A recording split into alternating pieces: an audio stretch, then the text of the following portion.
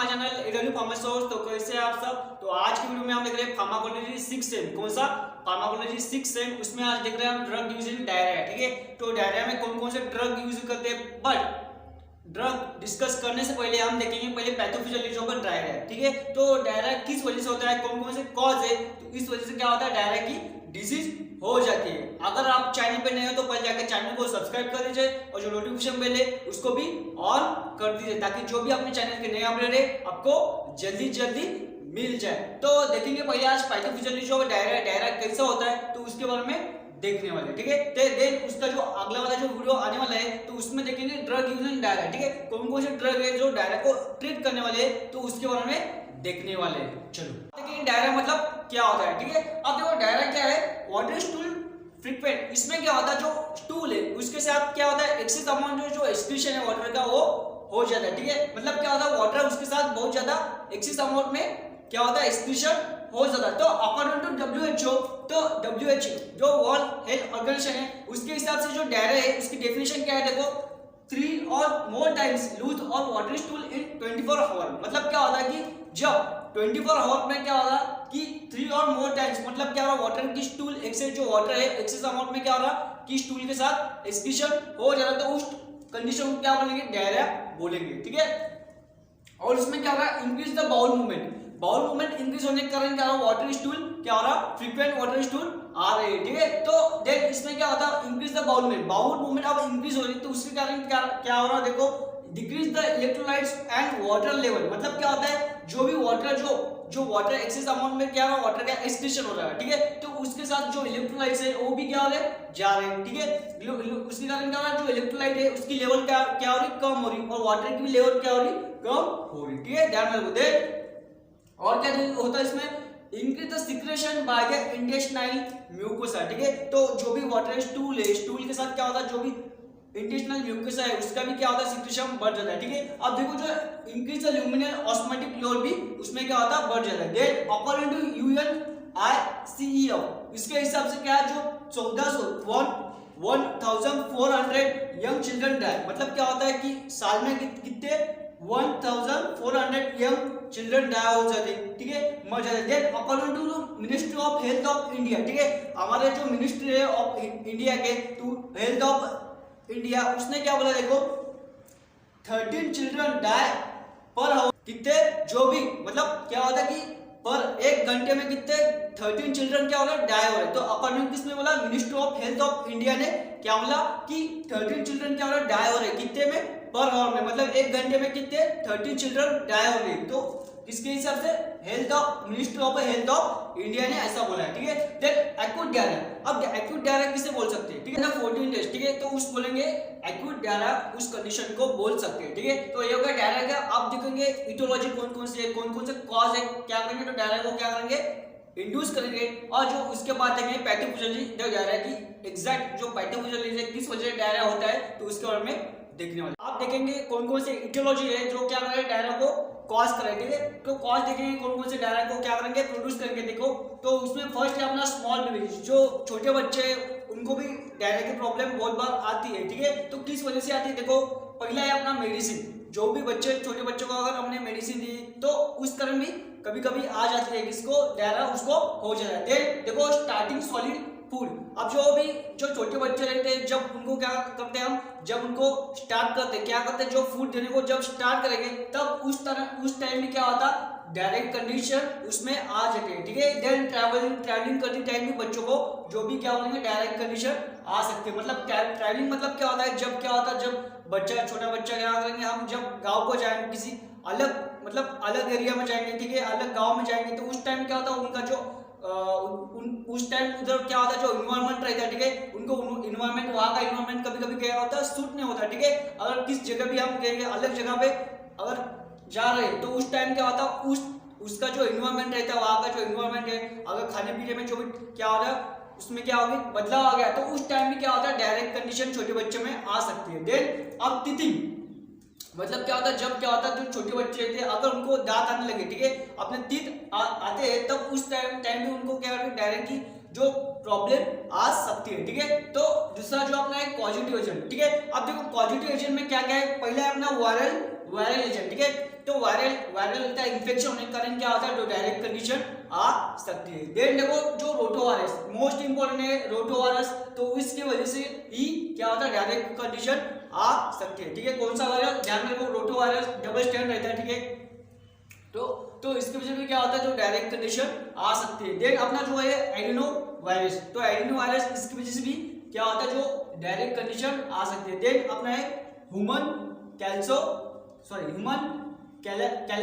Virus. ठीक है, कौन सा है, ह्यूमन कैलेसी वायरस। ठीक है, ध्यान रखो इसका नाम। देन अब पैरासाइट है, तो कौन कौन से पैरासाइट है जो क्या है डायरेक्ट क्या है इंड्यूस करेंगे, प्रोड्यूस करेंगे। देखो तो इसमें अपना पहले एंटामोइबा हिस्टोलाइटिका। ठीक है, क्या है एंटामोइबा हिस्टोलाइटिका, जो पैरासाइट है वो क्या करेगा, डायरेक्ट क्या करेगा, इंड्यूस करेगा, प्रोड्यूस करेगा।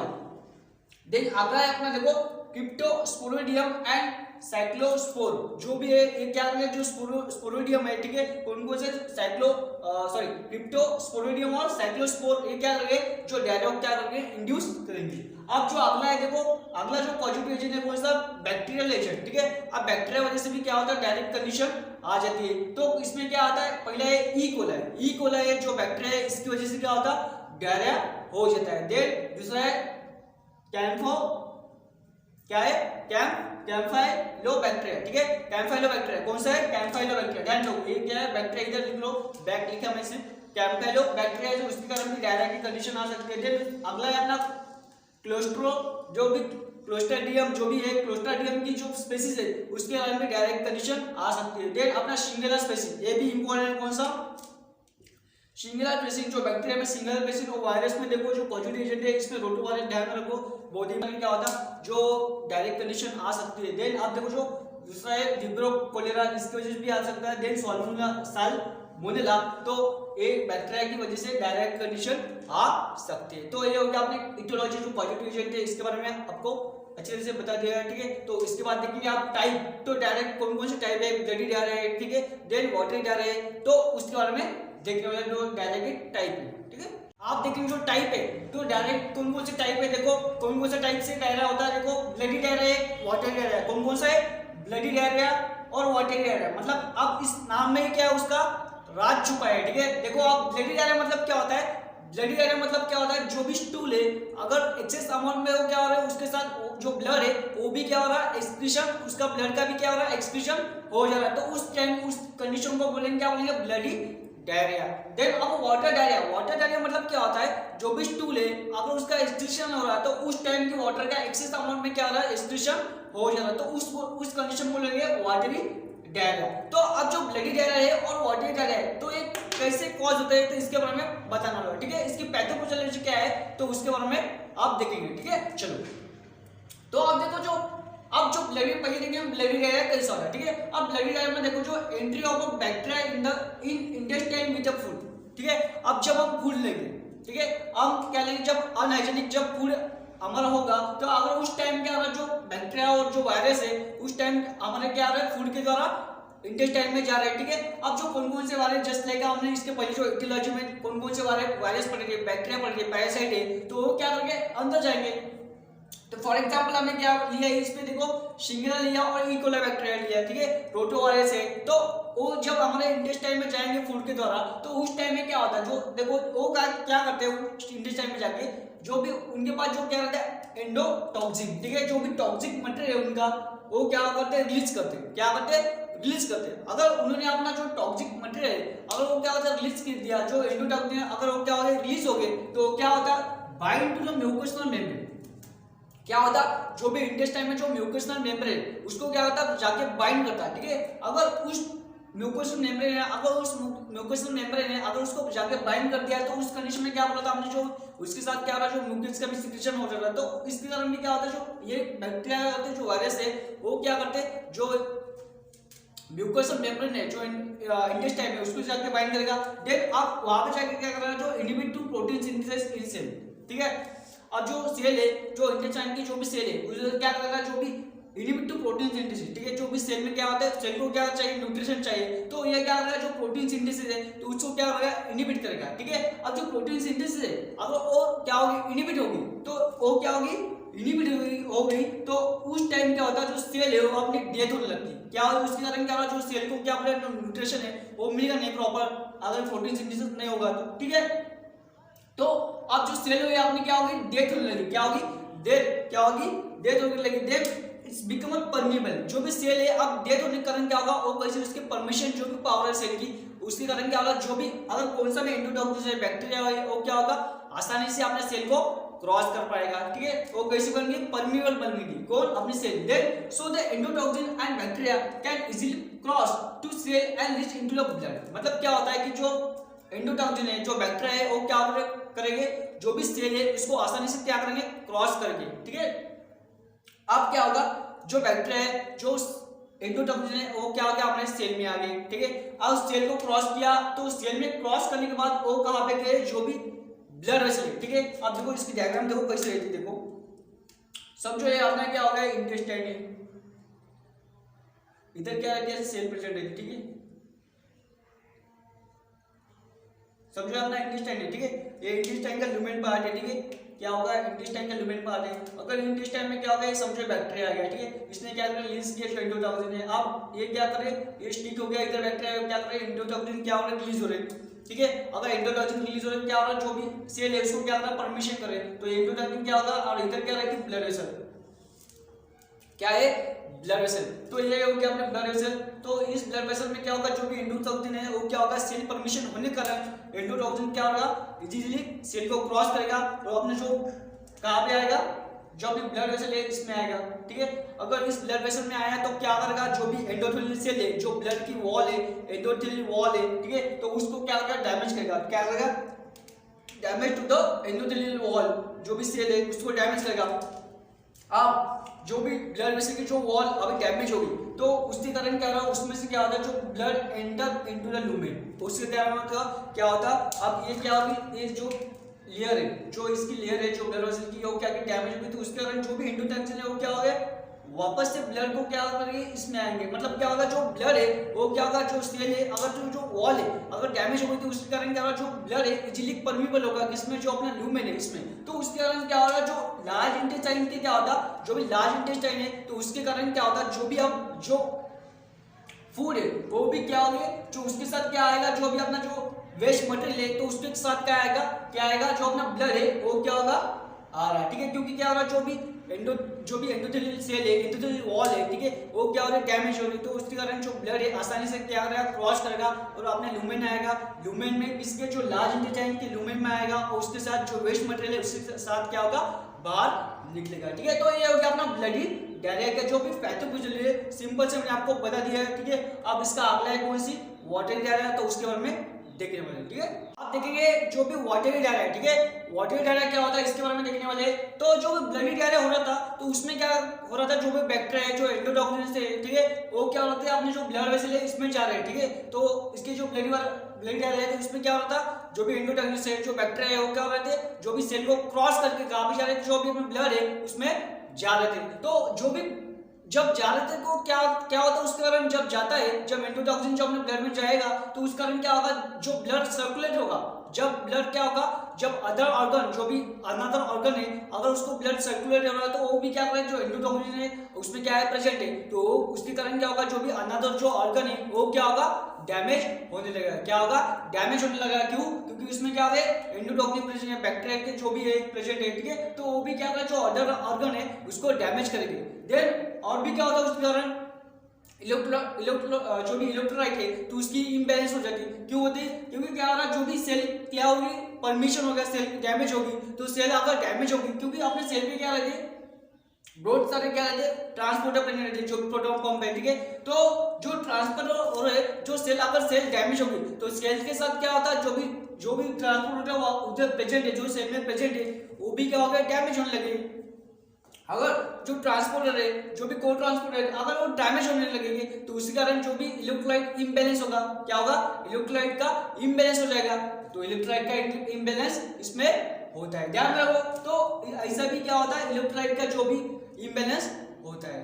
तो क्योंकि क्या होगा, जो इलेक्ट्रोलाइट अगर जो ट्रांसपोर्ट अच्छे से एक्सचेंज आयंस नहीं होंगे तो क्या होगा, उसका एक्सक्रीशन बढ़ जाएगा टूल के साथ, ठीक है। तो इसके कारण होता है। देन आपने जो देखो वाटर, तो वाटर डायर, वाटर डायर में क्या होगा ऐसा देखो, जो वाटर डायर है तो वाटर डायर में आपने मालूम है जो इंटेस्टाइन रहती है, तो इंटेस्टाइन में 3 सेल प्रेजेंट रहते, देखो मतलब प्रेजेंट बहुत सारा सेल रहता है, बट यहाँ पे आपके मेंशन किया आपने सिर्फ मैंने 3 सेल रहते हैं। देखो कौन कौन सेल रहते हैं, जैसे कि नॉर्मल सेल वहां पे प्रेजेंट रहेगी, देन क्रिप्ट सेल और विलस सेल, बहुत ही इंपॉर्टेंट है 2 सेल कौन से, क्रिप्ट सेल CRYPT सेल और दूसरा है विलस सेल, बहुत ही इंपॉर्टेंट है। तो ये सेल क्या करते हैं, देखो इसमें क्या होता, तो अगर ये क्या अपनी सेल जो अपनी ये क्या है बीच में का लुमेन पार्ट है, जो लार्ज इंटेस्टाइन का ये क्या है लुमेन पार्ट है, और जो बाजू के क्या है सेल, ठीक है। और इधर क्या प्रेजेंट रहती, जो ब्लड वेसल है प्रेजेंट रहती है, ठीक है। अब देखो जो इसमें क्या होता है सेल में, अगर इस सेल में क्या होगा, जो भी साइक्लिक AMP और साइक्लिक CGMP, ठीक है, साइक्लिक AMP और साइक्लिक GMP का लेवल क्या होगा, बढ़ गया, किसमें, जो क्रिप्ट सेल, कौन सी है क्रिप्ट सेल में अगर बढ़ गया तो उसके कारण क्या होगा, जो भी ट्रांसपोर्टर है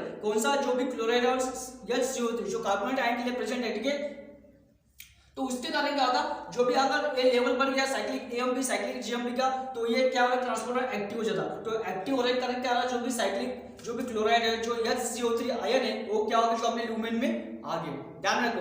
देन अब विलस सेल, विलस सेल में क्या होता, जो भी साइक्लिक AMP और साइक्लिक GMP लेवल अगर बढ़ गई, क्या होगा, ये क्या कर रहा है, एक्टिव कर रहा है किसको, ट्रांसपोर्टर को, ये क्या कर रहा है, इनहिबिट कर रहा है किस, अब क्या हो रहा है इसमें देखो, जो साइक्लिक AMP है साइक्लिक GMP की लेवल क्या होगी, बढ़ गई, तो क्या कर रहा है, इनहिबिट कर रहा है किसको, ये ट्रांसपोर्टर जो सेल है विलस सेल का, उसको ट्रांसपोर्टर को क्या कर रहा है, इनहिबिट कर रहा है, तो उसके कारण क्या हो रहा है, जो भी सोडियम और क्लोराइड है वो अंदर सेल में आ नहीं पाएगा, ठीक है, क्योंकि क्या हो रहा है, जो साइक्लिक AMP की साइक्लिक GMP की लेवल क्या हो रही है, यहाँ पे बढ़ रही, तो उसके कारण ये ट्रांसपोर्टर इनहिबिट हो गया। इसमें क्या हो रहा है, जो साइक्लिक AMP साइक्लिक GMP की लेवल इंक्रीज हो रही, तो उसके कारण जो भी ट्रांसपोर्टर ये क्या हो गया, इनहिबिट हो गया।